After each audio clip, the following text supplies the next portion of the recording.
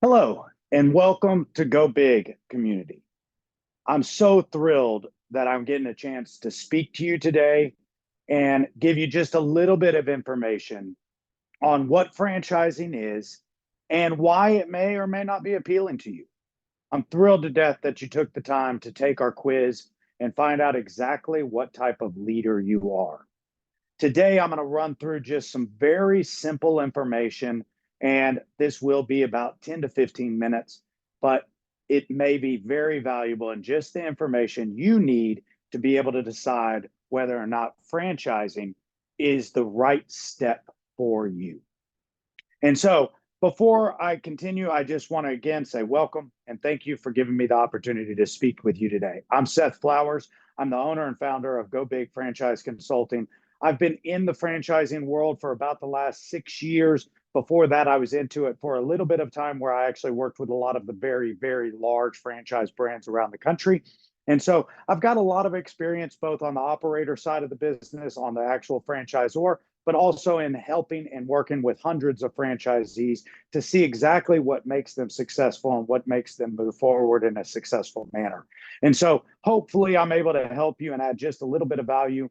At Go Big Franchise Consulting, we do offer a free consulting service for you to help you guide through and walk through the franchising process as you go. We work with hundreds of different brands, and we can really find the brand that's the right fit for you if that's the choice that you feel free.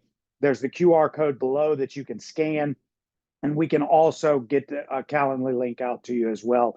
There's one in the email that you received as well. So without further ado, I'll get rolling and spare you a little bit of time here. So as we go through this, most people are very familiar with the big brands. Most people, when they think about franchising, they think about McDonald's, Panera Bread, Subway, KFC, Dunkin' Donuts, all of the big brands that are out there. But really, that is a very small percentage of the franchise brands that are actually in the marketplace. And when you look at the kind of non-traditional or non-recognizable or not as recognizable brands that are out there, you get into Blooming Blinds, Anchor Time and Homes, Tostique, Blue Moon Estate Planner, That One Painter, Fish Window Cleaning, Pure Green, Budget Blinds, Innovative Sports, and the list literally goes on and on and on. And there are so many brands out there that you can find value in and that can really fit that desired business that you're looking to get into. So, franchising, the number one question we get is why would I open a franchise when I could just start on my own? And fact are, as you saw, as we'll go through here in just a second with your leadership ability, is that may absolutely be the right path for you. And at Go Big Franchise Consulting, we are going to be the first people to tell you that if that's the right way for you to go. We are not here to sell you a franchise. We are here to figure out if franchising is right for you. And if it is, what's the best step forward? And so, first and foremost, is what are the franchising pros? Well, it's a proven concept. Because it's a proven concept, there's lots of funding options that are available for you because that brand and that system has been proven time and time again. There's lots of support and technology. I love to say that when franchising, you're in business for yourself, but not by yourself. There's guidance, there's development, there's buying powers that you can't have when you're just an independent mom and pop shop in your local community until you get bigger. There's brand recognition. I touch on several things when it comes to brand recognition, that it's not just you recognizing the brand, but it's also the internet recognizing the brand and knowing that it's a nationally well-known brand. As far as independent cons go, it's a proven new concept. It's proving it out as you get it going. You have lending, very limited funding options. Processes are from scratch. You may have experience in that field, and so you may have some experience in the processes that you're developing out. But at the same time, it is developing those in your business for the first time. Can be lonely. You can get business best practice groups. You can get in a community of business owners, but it's still your business, and it is a very lonely place to be. You do have limited buying powers. So as I mentioned, a lot of big manufacturers and a lot of your CRMs and your websites and all of those don't give you the buying power that you have because you don't have the number of units available as franchising does. And then you have lack of branding and marketing. So a lot of people won't know your brand. And there's just a struggle to figure out what brand is going to work and what brand is going to be very marketable. The independent business pros are that it's flexible. You can innovate. You can design what you want, how you want. The expansion opportunities are galore. You're not restricted by a territory. You're not blocked off to other parts of the country or other parts of your community. You can grow as rapidly and as big as you really want to. There's no oversight. So you don't have to answer to anybody that whether you're meeting brand standards or whether you're selling the right products or whether you're doing all of those kinds of things. Or if you want to bring in a new manufacturer, you don't have to ask for permission on it. And then brand control. You get to control what your brand's going to look like and what you're going. Franchising cons is sometimes it can be a delayed startup. So if you're going in brick and mortar, it may take some time because you're going to have to, take the steps necessary to get trained, to get the development, to build the buildings out, to do the things that the franchisor requires you to do. You have very set processes that you need to follow, that you need to guide through. Your expansions are restricted based on the territories that you're purchasing. You do have oversight. You have to ask permission for some things, and it's very regulated and very spelled out in your franchise agreement and your franchise disclosure documents. You have very limited brand control. The franchisor will control what you can do with the brand and what you can change about the brand. And then, of course, you have your upfront fees that need to come out. The funding opportunities, as I mentioned earlier, are very massive and expansive when it comes to franchising. You can self-fund it. You can go out and get SBA loans. And let me tell you, they're much easier and faster. A lot of people have heard nightmares about SBA loans. But in the franchising world, because it is a proven concept and it is a proven system, the SBA loans are a little bit easier and a little bit more fast track to get through. You can get a home equity line of credit. I don't necessarily recommend this to be one of your first ones or the next one as far as 401k rollovers, but you can do those types of things and roll those over into a corporate without any penalties or anything of that nature. Some franchise brands actually offer in-house financing. So if you get approved by their brand and get brought into their system, you can actually do in-house financing. There are unsecured personal loans. You have family, you have friends, you have stock loans, loan against portfolios, life insurance loans. You can do several different programs to get the money that you need. And as long as you have the good credit and a little bit of cash at hand, you can definitely get that process going. Types of industries, really, I tell people this is as expansive as you can get. The franchise industries that are out there are everything from automotive, business services, pet care, home services, child care, financial services, senior care, real estate, health and beauty, and the list literally goes on and on. We want to find an industry that fits your transferable skills, your desires, and your financial capabilities. The value of working with a franchise consultant is, as I mentioned earlier, it's a complimentary consultation services. I guide you through the selection process. So you always have somebody that is not associated with a franchisor to help walk you through that process and help guide you through that. Saves you months and months of research, and it gives you accurate information. A lot of information that you're going to find on the internet or out there is going to be very minimal, and some of it may or may not be accurate. It provides you a network of resources. You literally will be able to come in, and we've got attorneys, we've got bookkeepers, we've got accountants that we've worked with prior that we can give you a list of people that you can select from, but you know that they're pros in the industry. And then ultimately it saves you time and money, because when you use partners that we have or vendors that we've vetted before, then they typically are in the market and in this industry. And so they do it for less money than you can find on your own most of the time. So as you went through really 3 styles of leadership. And a lot of people ask me, why do I do the 3 styles of leadership? And really it's to find where your fit is going to be. And does that fit lie in franchising? All of these can fit in franchising. It's a matter of what do they, and does that fit with your desires? So you have the strategic leader, you have the balanced entrepreneur, and you have the fearless innovator. I'll tell you right now, give you a little hint. I'm a balanced entrepreneur. I can see both sides of the fence. I love being a part of an organization and helping grow that organization, but I also have a lot of those entrepreneurial tendencies. So the strategic leader is really somebody that is going to be able to analyze the skills, analyze the processes, and then continue to go.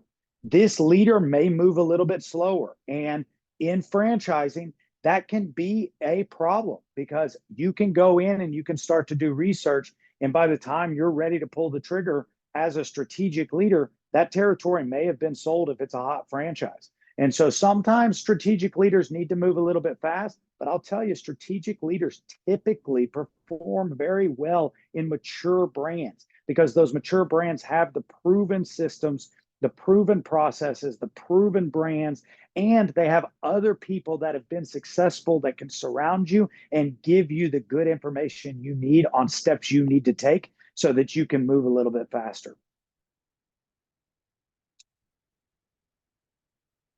The balanced entrepreneur is really, as I said, me. This is a very good person for what's called an emerging brand. And so they have a lot of the processes already figured out. They have a lot of the brand. They know who they are. They know what their goals are. They know how they're growing. They know what their owners look like. Some people call this a plug and play model.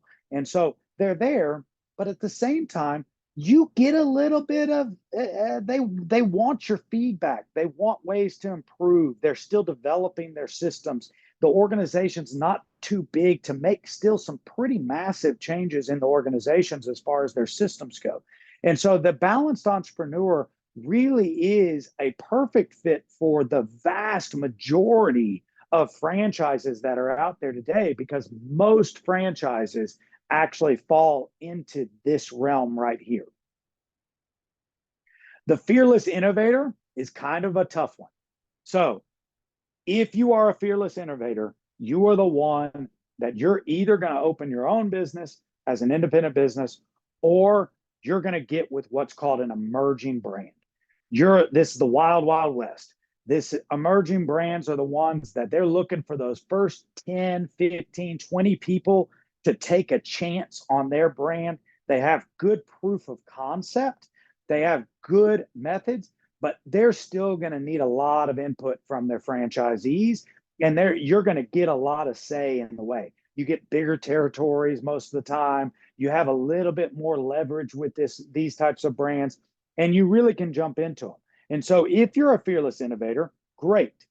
What I'll tell you is typically down the road, you're going to get a little bit frustrated as they really build their processes out because you're going to have less say as you grow along, which is fine, but it's just a very good thing that you need to be aware of.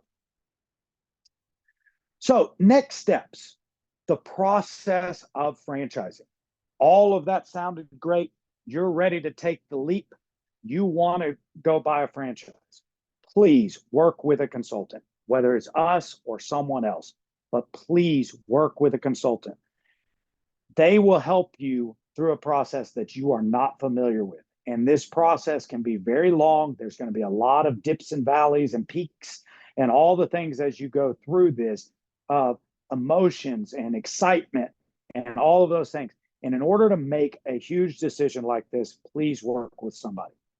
Our process here at Go Big Franchise Consulting literally starts with a questionnaire and an assessment. We send you these two things and we get you to fill these out so that we can really begin to narrow down where do you fall on this scale and what is a good fit for you. I review those and we go through those and we dive in and we really build out the foundation for that. We're going to go over this on a phone call and we're going to or a Zoom call, and we're really going to dive into what type of industries excite you, what makes you get up, what makes you get going in the morning, and what are your goals for this brand? Is it to build an enterprise? Is it to build a family business? Is it to work in the business and get that entrepreneurial drive going? What is the goal of this business? After that, we'll jump in and I'll go to work for you. I'm going to go and do some digging and find brands that fit that questionnaire, that assessment, and that review that we did for you. Once we get done with that, and that may take a couple of calls because listen, I'm not perfect. And so I'm not going to necessarily nail it on the first go round, but I promise you, I'm pretty good at this. And so we'll probably find a couple of brands that excite you. And that's where you take these next couple of steps is you really get into the nitty gritty, and we're going to do an introduction. I will tell you, this is where it does get serious. It's not that it gets serious because you're making a commitment. It gets serious because this is your first impression. Franchising is a dance. It's a decision process. That brand has to decide that you want to be a part, that they want you to be a part of their brand. And you're deciding, do I want to be a part of this brand? And so it is a give and take. And when I do those introductions for you, that's that first step. Was the questionnaire filled out completely? Was the assessment filled out completely? Was the information all there for you? Did you show up on time for your introduction? Did you not respond to their introduction email when they sent it to you? Those are all things that can throw up red flags for them that later can cause them to not approve you as an owner. And franchising, that is ultimately their decision. If you get to the point where you want to buy their franchise, they have a yes or no ability. And so the next step will be reviewing the franchise disclosure after you go through that brand introduction and you talk to that brand and find out a little bit more about them. Then you're going to get disclosed. Franchising is very regulated. And so they have to file a franchise disclosure document with the states and with the Federal Trade Commission. And this document is that they will ask for a signature to sign off on it. It's not agreeing to anything, but it is literally like a FedEx receipt that you've got it. So it's time stamped because the Federal Trade Commission requires you hold this for 14 days prior to being able to proceed in the process of actually acquiring a franchise. Most brands will take you into the unit economics and they will begin to review the item 7 and the item 19 of that franchise disclosure document. The item 7 is a very important section because that's going to tell you how much money you're going to need to spend to open this bad boy. And so they actually will go through every line item with financial ranges of how much it's going to cost you to actually open this business. The item 19 is very important because we are not allowed to make earnings claims to you. And so if it's not listed in item 19, the franchisor nor myself is allowed to talk about that financial data. And so they will disclose financial data in this item 19 that we are allowed to discuss with you. And that is the only financial data for the unit economics that we're allowed to discuss with you. Once you get past that, it's awesome because they're still allowing you to move forward in the process and you're still excited enough to continue moving forward in the process. So you're going to begin what's called validation. Validation is meeting with leadership in the organization. Validation is talking to owners of the business, the franchises as of right now. And you really want to be prepared for this. I advise people typically 3 to 5 owners is a good number to talk to. If you do your job right and your due diligence right through this process, 3 is probably plenty. But some people like to go a little bit above and beyond, go to 5, but really don't go much more than that. You're just going to muddy the waters and get more information than is absolutely necessary. That is where you can talk to people about some financial data because it's their business, so they can disclose things. We will meet before you begin validation to help you build a list of questions that you really are burning to get the answers to because you want to ask those owners. At the same time you're doing this, you're probably going to begin building out your territory with the franchise brand and seeing what really is your opportunity going to look like. If you make it through those steps and you really are still excited and the brand still feels like you're a good fit for ownership, then typically you're either going to go virtual or in person to a discovery day. Some people call it confirmation day. Some people call it meet the team, where you actually will go up there. I call it the final walkthrough. You should be about 95% of the way to the point where you know this is the brand I want to buy. And you're just going up there to put faces to names and make sure that you see and touch it and actually feel that it's real, just to get that validation that you want. Next, you'll get a franchise agreement and you need to hold this bad boy for 7 days for review. And then you sign it You put your investment in the business and you're ready to rock and roll. The real work begins after this. You're now a business owner and it's time to rock and roll and go after it. Whether you're an investor, whether you're an owner operator, or whether you're actually going to be somewhere in between as an executive model or something of that nature, you're still owning a business and it's still going to be work. And you're going to have a lot of steps that you need to take with that brand now that you've gotten this franchise agreement signed and the investment made. So thank you for joining us. I hope I didn't take too much of your time. Would love to work with you. Would love to chat with you. Please reach out, scan the QR code, go on to our email and book some time on the introduction call. But as I always tell all of our Go Big community, go big this year. God bless and love you.